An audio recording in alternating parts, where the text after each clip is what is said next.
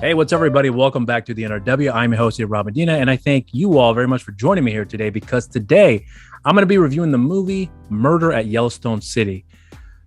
When I first heard about this, I honestly thought this was a TV show, and I really thought it was a more or less like another prequel to Yellowstone, a lot like 1883. And when I saw a preview for this movie, I honestly at the time didn't really pay much attention to because I was in the middle of something else. So, and I just saw the preview playing online and I was just kind of glancing back and forth, not really giving a lot of attention to it. But I seriously thought this was another prequel to Yellowstone. So when I had heard that Thomas Jane was in it, I was very much invested to want to check it out because Thomas Jane is one of my favorite actors of all time. Anything that this man does, I will go out of my way to watch it. And the one thing I also want to point out too is that I'm not really the biggest fan of the Western genre. I don't hate the genre by any means. I don't think it's a boring genre. It's just that there are a lot of Western films and TV shows that I'm just not really a big fan of. And only a handful that come to mind right now really stick out for me as being great movies in that genre. Like Tombstone is a great film. The Man with No Trilogy films are fantastic. What else? Unforgiven comes to mind as well too. But I mean, those are just far in between for me personally. So this genre is not one that I always gravitate to a lot because it just really doesn't appeal to me all that much. But with this film though, because this movie actually came out last week on June 24th, and came out in theaters and also on VOD. And I rented this movie on Amazon last night. And when I saw it for the first time, I'm not gonna say that I was hesitant, but I definitely wasn't really expecting a lot out of it. I was kind of walking in very neutral with no expectations. And I can truthfully say that I really did like this movie a lot, quite a lot, actually. There was a lot of great qualities about this film that I took away from. And I saw the movie twice already here in preparation for this review, because I wanted to make sure that I got a real closer look at the film in areas that I tend to overlook when it comes to the Western genre, because I'll be honest, sometimes the Western genre just doesn't really keep my attention for the most part, with the exception of those films I just named before, because I've watched those films more than once. And it's always something about those films that always keeps me invested when you learn more little details about the film, about those respective films. And this is one of those movies that really did appeal to me in a lot of ways. And I will also point out that I'm not going to get into any spoilers with this review, because this is actually a murder mystery set in the Western genre. And I think that's something that was quite enjoyable about the movie too, where I'm a big fan of murder mysteries. And this definitely was one of those things that really appealed to me about this film, apart from the actors that are in this movie. So no spoilers with the review. I will get into the plot synopsis, the positives and the negatives, and then my rating. In a gold rush boomtown that has gone bust, a prospector strikes gold and is murdered. Sheriff Jim Ambrose assumes the killer to be a newcomer, a former slave who calls himself Cicero, because he's the only man that doesn't know what I'll do to him, as he says. But it becomes clear that Cicero is innocent, and as the mystery of the prospector death deepens and puts the whole town in jeopardy, the town's new minister, Thaddeus Murphy, and his straight-shooting wife, Alice, must stand up to Sheriff Ambrose and bring the true culprit to justice. And that right there is the film in a nutshell. So now let's get into the positives. The first positive for me is actually with the look of the film. For me, the Western genre, I would say that typically has a certain look to it, where it gives you this raw, gritty texture to it, and that makes you feel the griminess of the genre, if that makes any sense. And very few films, I think, at least that come to mind, would really kind of give it that clean color palette that doesn't give you that griminess that some Western films make you feel. At least I would say for me, whenever you watch those movies, there's a certain look to each of the Western genre that always come to mind about how they're portrayed in films and on TV shows as well too. But this movie, on the other hand, it's a beautifully shot film, and they actually built this town and where they shot this movie out in Montana. They literally built it from the ground up. So all the buildings that you see, the church, the jail cells, the sheriff's office, the salon, all these other places as well too, that's all real. They built it from the ground up. And you have this beautiful backdrop, I meant to say, of the mountainous area in that town where it just looks gorgeous.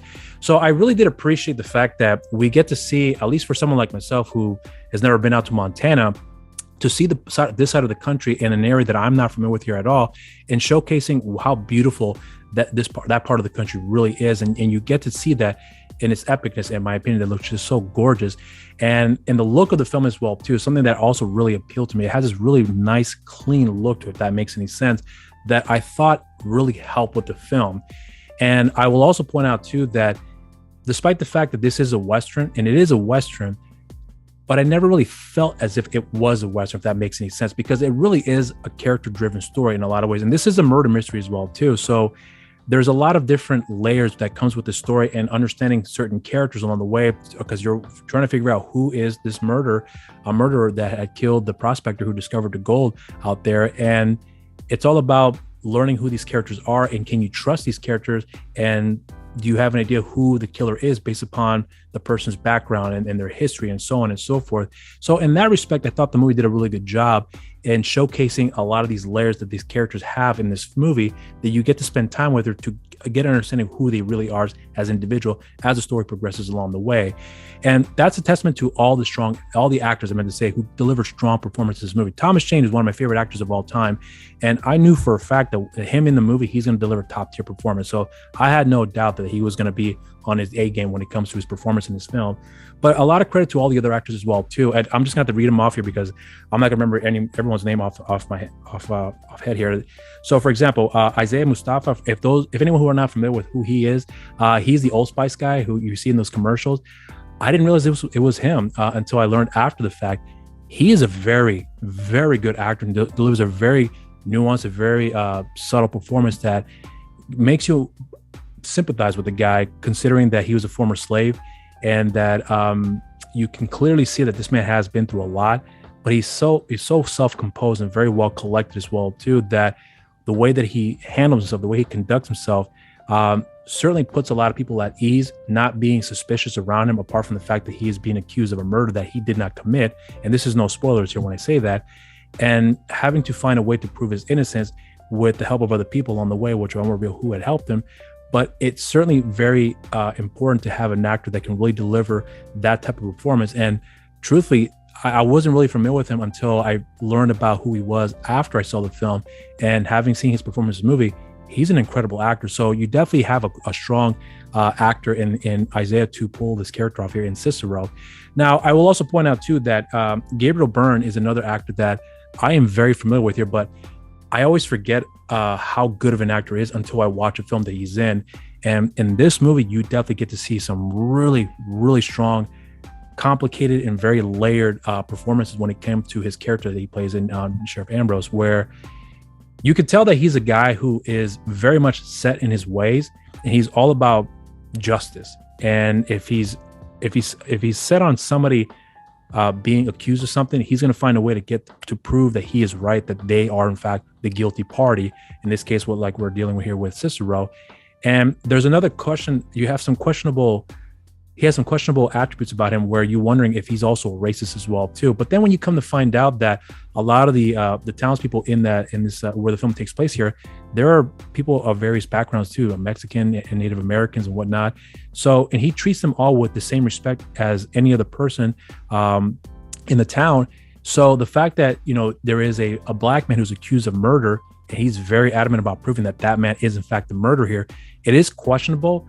But when you start learning about the character more and more along the way, and truly seeing his values being tested here, and seeing if he's really consistent with his set of values, despite the circumstances that were dealt with here, you get to see a really wonderful, strong performance from Gabriel in this movie that I think worked very effectively. So a lot of credit to him and all the other actors as well too, with the performances here. There's really so much that I want to point out here, but I know that if I do so, it's going to reveal certain things that will go into that spoiler territory. But I can truthfully say that everyone in this movie does a phenomenal job when it comes to the performances, and it's one of the best things about the movie too. Now, as far as the actual story in itself, I really did like the story quite a great deal. Now, it's definitely a film that does move rather slow, but it's not slow in a sense where it's boring. It's just slow to give you the time to build up with the character's backstory and understand the journey they're going through, because you have to have the time to get to know various other characters, and some more than others, because they're more prominent in certain respects here and there, that you definitely need the time to develop those character moments here. And the movie's just over 2 hours long, so that's actually a perfect runtime for this film that I thought worked very effectively. I was never bored with this movie at all, not one bit. I was really quite invested with the story, because again, the actors and the story in itself, the directing under whose name escapes right now, so forgive me here, but it's directed by a gentleman by the name of Mr. Richard Gray, who I've heard of before because he had done actually a sequel to Braveheart, which was called Richard the Bruce. I can't remember. I'm sure I'll have the poster for you guys to see as far as the film I'm talking about, which I didn't even know there was a Braveheart sequel. But the point is that his directing in this movie and getting the really strong performances out of these actors here and really letting the camera just sit still for you to be able to see and feel the environment and feel the characters' turmoil and happiness and loneliness. You get to have moments like that in this film that I think he does a really good job in showcasing that and just letting this camera sit still to be able to have that, for you to be able to absorb that here. So when I watched the movie again for the second time around, I enjoyed the film that much more, where the first time around, I thoroughly enjoyed the movie, but noticing those other nuances about the film really helped me appreciate the film that much more, because there's just a lot of layers to the story, but mainly with the characters, and really get to know who they are as individuals and seeing certain things along the way that I would imagine were definitely dealt with in that era when it comes to a person's set of values, among other things as well too, that I wouldn't say I didn't notice the first time around in the viewing, but it definitely was something that I picked up on. But having the time again to revisit the movie and letting certain things sink in more and more as I watch it again the second time around, I definitely did appreciate that aspect of the character development that I would say that I had more time to invest in here. So this is definitely a rewatchable film in that respect, for you to really understand the characters a lot more. And even though you, at least for me, when I saw the film the second time, knowing how everything is laid out, there's still new things along the way that I did pick up that still helped me become invested with the story, despite knowing the outcome in the end for this movie. And I have to say that everyone does a really good job when it comes to their dedication for making this film turn out to be fantastic. So I'm trying to think of any other positives I can point out here when it comes to this movie. I mean, there really is quite a few things about this film that I want to get into, but it really does come into that spoiler territory. But when it comes to the reveal of who the murderer is, I will say that it's one of those things that it's almost like the writing's on the wall to a degree. But once you start picking up on those little details along the way, especially if you watch it again, after you watch the film again and again, I think there's still some certain subtle things that you still haven't picked up those first couple of viewings that you will pick up again the second, third, fourth, fifth viewing. I hope that you guys will go and out of your way to do so here, because there's just a lot of really great things about this movie that you pick up each and every time, at least for me personally, even though I think I just said that again. But either way, I'm going to say that right there is going to be into my positives. So now let's get into my negatives. The only real negative that I have with this film actually has to do with certain sequences. It's not really about the film itself. It's just certain sequences in the film that I wouldn't say bothered me, but it was quite obvious that what was going on, that I wouldn't say took me out of the film, but it was very, very noticeable, at least for me personally. And what I mean by that is this. So the actors in this movie, when they're on the horses, you get to see the actors do their bit and riding the horse, and it is done beautifully. You get to see that. But then when they have up close shots, when it came to certain chase sequences on the horses, there are certain sequences you can tell they're clearly not on a horse, and it's just them kind of doing this. It was very obvious for me. It wasn't distracting, but it was very, very obvious. And I wouldn't say, again, it didn't take me out of the movie, but I don't know, for some reason I felt like that could have been done better. I'm not saying that they should have done better I believe they could have done better, but I would be under the impression that maybe timing was just a thing and they had to do the best they can considering the limited time they may have had to be able to get that shot done. And despite my nitpickings of that particular sequences in the film, it still turned out quite well. But that was just something that I did notice, that you have these beautiful sequences with the actors on the horses, and then to have this up close shot where it's clearly obvious they're not on the horse, it seemed to look inconsistent for me personally. So that was the only thing that really stuck out for me. And there were some special effects sequences here and there that was very obvious, but it didn't take me out of the film, but it was very, very noticeable.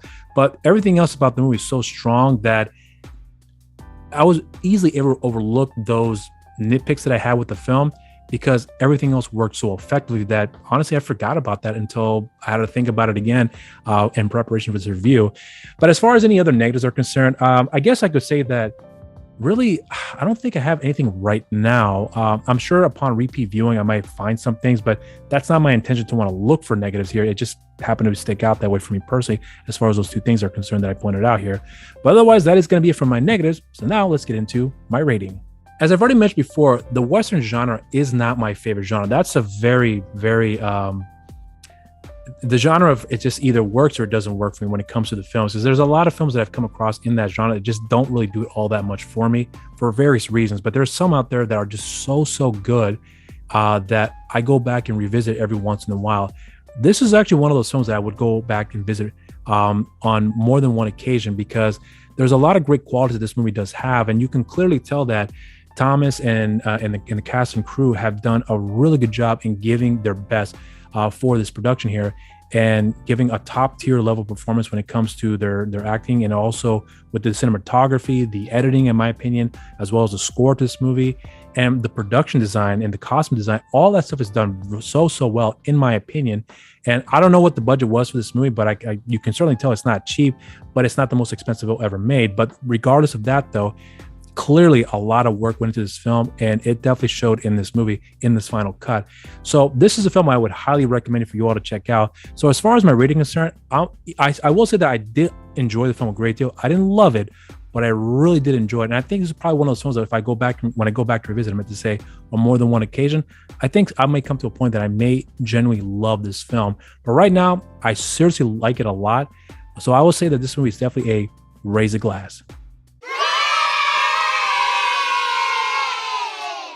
And those are my thoughts on the film. If you have seen the movie, let me know what you guys think in the comment section down below. The movie's available, I think on Apple Plus TV, if I recall correctly, and you can also rent it and buy it on Amazon, which I highly recommend you guys do so here.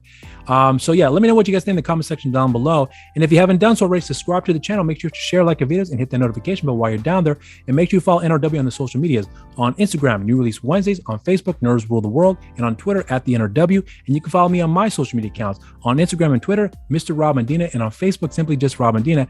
And I have a show on the channel called You're So Cool with Rob Medina. And my guest this week on the show is going to be Nina Bergman, who is in a film that I had reviewed last year called Hell Hath No Fear, which I thought was an amazing movie.